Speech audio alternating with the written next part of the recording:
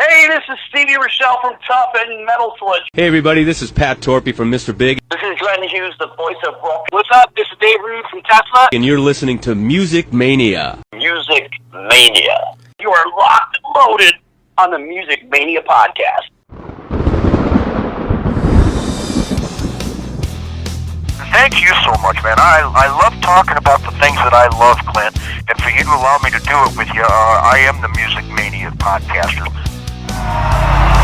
You wanted the best!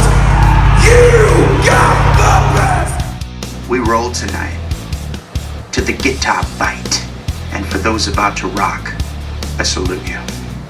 You ready for some screaming heavy metal? Scream for me, Brazil! Scream for me,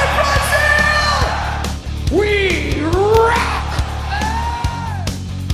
You are now listening to the Music Mania podcast, brought to you by CD Warehouse in Gladstone, the #1 hard rock podcast in the Midwest, featuring hard-hitting interviews with rock's living legends. And now, here's your host, Clint Schweitzer. Stuck at home, sequestered from the rest of the world? Well, the Music Mania podcast, as always, has your back. We are keeping it going rapid-fire style here on the Music Mania podcast, and it's such a pleasure to be with you. Hope everybody is staying safe, staying healthy, doing all the right things, and hopefully avoiding political nonsense. And during this time, we're just trying to get through this together, get back to doing the things that we love to do as we go head first into the spring and summer months. Gosh, here in Missouri, it's finally feeling like spring. We're in late March, which can always be a roll of the dice here in Kansas City where I am, but finally, we're getting some 70-degree weather out there, and it just kind of gives you that hint that, hey, things may just get better at some point. I hope that we're not in this for several months because the summer months are coming up. I know a lot of artists have had to postpone tour dates that were in the spring, and hopefully it doesn't come to that in the summer as well. Hopefully we can get back to a new norm this summer because that's what it's all about, getting outside, enjoying live music, heading to the lake with your friends, enjoying some outside time, enjoying some cold beverages. That's what we want to get back to doing, exploring this great country and this great world we live in. And here on the Music Mania podcast, the fun has only begun because luckily for someone like me, that artists are still releasing music, granted stifled from the road, but we are going to be interviewing Mike Tramp on this show because Mike Tramp is one of the first guests we ever had on this podcast. I go back to the very beginning, back in like 2013, when the first idea really started for this show, and I wanted to interview artists, kind of from this ilk, from the 80s and from rock in general, and it's grown so much from then, of course. But Mike Tramp and Ryan Roxie from Alice Cooper's band, those were the two guests, and Jeff Pilson, of course, from Foreigner. Those three really helped formulate what this show is. Without Mike Tramp, there wouldn't be a Music Mania podcast. So for him to continue to come on with this year after year, we're going to be talking to him about the tour that he had planned has been postponed. So be sure to stay close to his website, miketramp.dk, and to get kind of news on when that's going to be updated. But he had this tour plan here in America, which is going to be performing the music of White Lion, which he has been doing for years, kind of in an acoustic style. But this was going to be kind of back with his guitarist and kind of playing the music of White Lion, along with songs from his new album, which is called Second Time Around. And I'll tell you what, May 1st, we'll see the release of Second Time Around, the new album from Mike Tramp. And while the ex-White Lion and Freak of Nature frontman is no rookie to releases in his own name, this time he does so with a special feeling. Mike has been so prolific in his writing and his releases the last decade or so. Of course, he's been doing so many albums. I mean, in the last since 2009, 7 albums, with the second time around being his 8th. He has been true to himself, true to his word. He is a guy that has a lot to say. He's a great singer-songwriter, very underrated. I mean, come on, his work with White Lion, from 1983 to 1992, big hits like Wait, When the Children Cry, albums like Pride and Big Game and Main Attraction. White Lion's always been a band, and he kind of put it together, as well.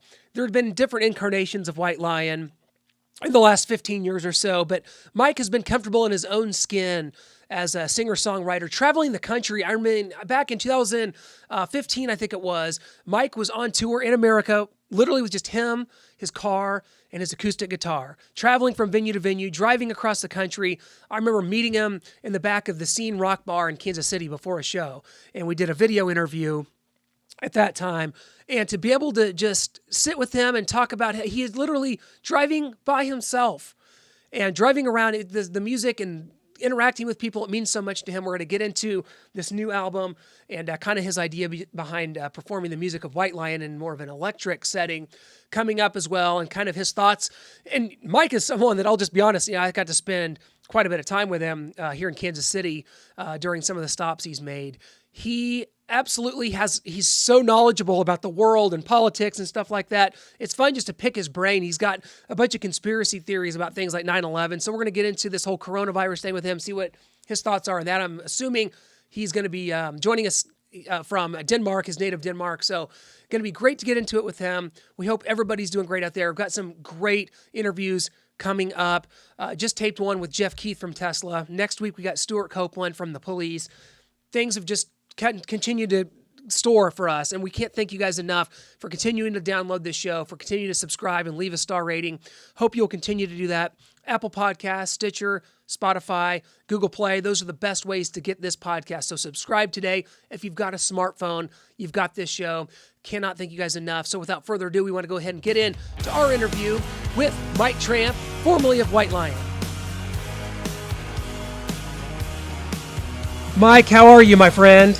The question is, how are you? Well, you know what? Surviving. We're definitely making it happen. And you know, Mike, we've had some good chats over the years here in Kansas City where we are. So I've just been dying to kind of talk to you about all the stuff that's going on, because we've had some great chats about things like 9/11 and worldly topics. And now here we are dealing with something no one thought we'd ever have to deal with. How are you holding up, my friend? Yeah, no, I'm holding up good, but I mean, no doubt that this is a shock, and I probably dread every morning waking up and just sort of having to face it, or even having the conversation with my wife, who's in Jakarta, Indonesia, because I have nothing to say about it, because it's all in the hands of the authorities that we're right now, putting faith in and waiting on and listening to. There is absolutely zero I can do but stay still, keep out of touch with most of other people, etc., etc. I happen to be living on a farm out on the country, so I don't really see anybody there. So that's the benefit of it. But when you start adding your daily life to it, and also a big American tour that I was supposed to start on April 15th to it, it starts becoming pretty scary. Talk about how it kind of affects artists like you, Mike. I know you've been a guy that has traveled the country, the United States, on your own, driving around, playing in front of crowds. For someone like you, when you have a tour like this, you are going to play the music of White Lion. How does that affect you personally? It's like, hey, I got to stay home. The financials of it are obviously a concern. I mean, it's musicians. It hits you guys really hard, doesn't it? Yeah, I mean, of course. I mean, this is what I am. I mean, it's the same thing like the guy who has the bread store and gets up early in the morning and bake bread. And people not coming buying the bread and stuff like that. And another thing that I was saying to my agent was that Mike Tramp is 100% interactive with the audience show. Not just am I very close with the audience on the way to the stage, etc. I spend at least an hour after the show, selling my merchandising, handshaking, bear hugs, kiss on the cheek, slapping high fives on the way out. All those things that are forbidden now, so it's like, it's a no-go. I mean, this is not one of those things that say in reality that you still could carry on the big concerts, and the big bands walk straight off the stage into the limousine, drive to the hotel or their airline or like their private jet and stuff like that. No. I come through the front door and I leave through the front door, and in between there is the audience. Yeah, absolutely. And that's always been a big part of what you do. But one thing you can provide, certainly, and musicians are key now more than ever, is a welcome distraction. People are kind of staying home and they've got music to listen to. And your album, the second time around, Mike, and I've been such a fan of your work. The last decade has been so important for you. You've been prolific releasing music. This album, no different. It's tremendous. You can go pre-order it right now. A lot of us have heard the single, The Road. The video's been out for a while now, but just talk to us about the importance of this album for you. It's tremendous as always. Your singer-songwriter abilities are through the roof, and we're really looking forward to hearing the rest of it. Well, I mean, it is completely now a hindsight, looking back, and having the first single called The Road, which basically in very, very simple form just explains what a journey is about. A journey is about that when you're done with that journey, it's all that you have experienced and learned. The road that makes you, the road that breaks you, and I look at especially my 12 solo albums now as a journey on the endless highway.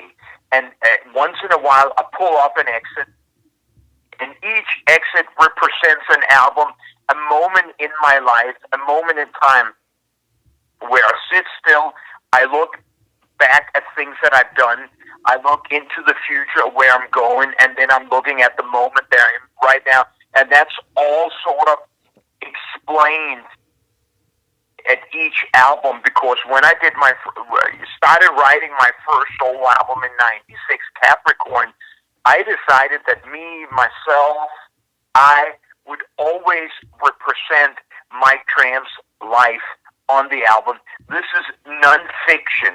There are no, going down to the bar and hanging out. This is all true stories or moments or, metaphors or something that happens in my life.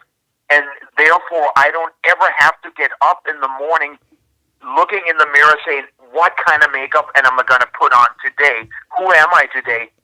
When you're always yourself, you don't have to think about it. You just do what's natural. Mike, I always feel like, and we've talked about this, the last time I saw you, I think you just released Museum. You've been on the show several times since then, but you always talked about how it was kind of a partner album to Cobblestone Street. Your albums seem to kind of represent certain themes that kind of go together. Stray from the Flock was another great one. Do you feel like this one kind of plays a little bit along with that one, or kind of taking it in a new direction here? No, I don't. It's definitely not a new direction, because even with the first album, I made that direction, and I think probably the only thing that has changed from Capricorn in 1997 is just that, maybe the sound has changed a little, but the overall chord progression and the way I write the songs are very simple form of songwriting, and I've never wanted to change that. I've always wanted to say, listen, I am one of those spices that's on your spice rack, and maybe you don't use this spice every day, but once in a while you reach for that, and when you add it to your dinner or the food you're making, there's no denying what it is. And that's always where I wanted my music to be, that when you feel like wanting to hear Mike Tramp, I want you to get Mike Tramp. I don't want you to put a Mike Tramp album on and then get a Pink Floyd.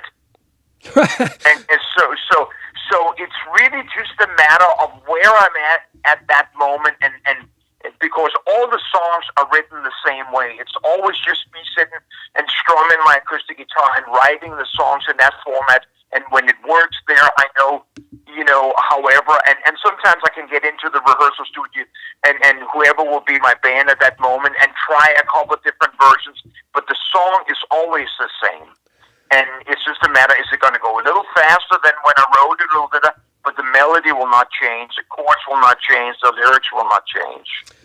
Well, I want to urge everyone that while they're around, while they have time, and while they're really thirsting for great music, to go over to targetshop.dk/Mike Tramp. You can go ahead and pre-order the second time around. It is tremendous. Mike, I got to ask you, because obviously things are uncertain with regards to live events right now, but you had a planned tour of the Songs of White Lion featuring Marcus Nand, who was going to be touring with you. Just kind of talk about the idea behind that. Obviously, hopefully it will get revisited at some point. Kind of why you wanted to go in that direction with that tour. Yeah, I mean it's far from groundbreaking. I mean, for the last 8 years when I've been touring the U.S., with acoustic guitar, 50% of my life set has been, venturing into the White Lion catalog, both in respect for the fans, but also because I thought, it made a nice balance. And in my music room, my studio, I have about 200, maybe 300 A3 posters that I've collected for all the different shows that I've played. And there are different photos, and, some of them represent, the different albums that are released. But one thing that's always the same is this Mike Tramp, and then it says the voice of White Lion, and then there's a big White Lion logo. So that has traveled with me along the road, and that's not me putting that on. That's every venue putting that on. So I said to myself, you know what? I'm releasing a new album, and I'm promoting a new album, but I'm going to do a 100% 2-hour classic White Lion set where I go through all 4 albums. I'm going to take people back to the original versions, telling them the stories, and just have a lot of fun with them, and understanding that a live show sometimes is entertainment, and a new album is something you listen to at home.